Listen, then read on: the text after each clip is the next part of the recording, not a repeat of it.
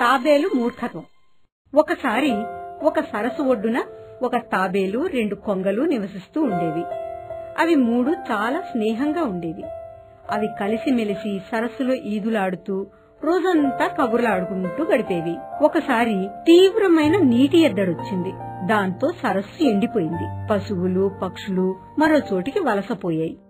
మిత్రమా, పశుపక్షులన్నీ ఈ స్థలం వదిలి వెళ్లిపోయాయి. మనం కూడా మరో చోటికి వెళ్లిపోవాలి. తప్పకుండా వెళ్లాల్సిందే. అయితే వెళ్లి ముందుగా తాబేల్ని ఓసారి కలిసొద్దాం. అయితే ఇప్పుడు వెళ్లి కలుద్దాం పదా. మిత్రమా, నీవు మాతో ఎలా రాగలవు? మేము ఎగురుకుంటూ వెళ్తాం. నువ్వు ఎగరలేవు కదా. నాకొక ఉపాయం తట్టింది.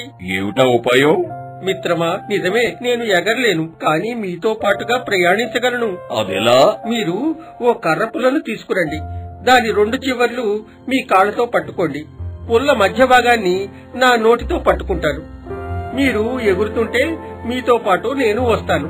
ఇలా మనం నీరు పుష్కలంగా ఉన్న చోటుకి చేరుకోవచ్చు. మంచి ఉపాయమేది. ఇప్పుడే కర్ర తీసుకొస్తానుండు. 2 కొంగలు ఎగురుకుంటూ వెళ్లి ఒక కర్ర పుల్లను తమ నోట కరుచుకుని వస్తాయి.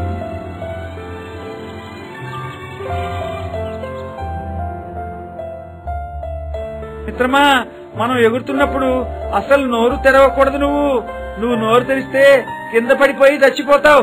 జాగ్రత్త. నేను అస్సలు నోరు తెరవను.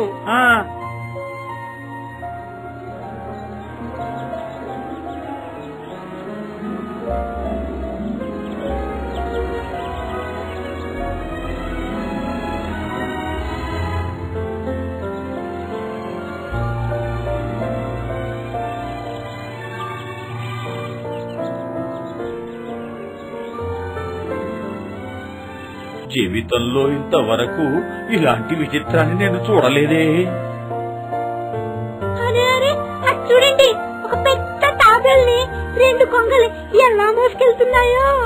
కొంగలు నన్ను మోసుకెళ్లడం లేదు, నేనే వాటితో ఎగురుతున్నాను. పిల్లలకి నేను నోటితో పట్టుకున్న పుల్ల కనిపించడం లేదా? ఇప్పుడే చెప్తా. ఈ కథ ద్వారా మిత్రుల సలహాను పాటించాలని, ఆపదలు కోరి తెచ్చుకోకూడదు అని తెలుస్తుంది కదూ.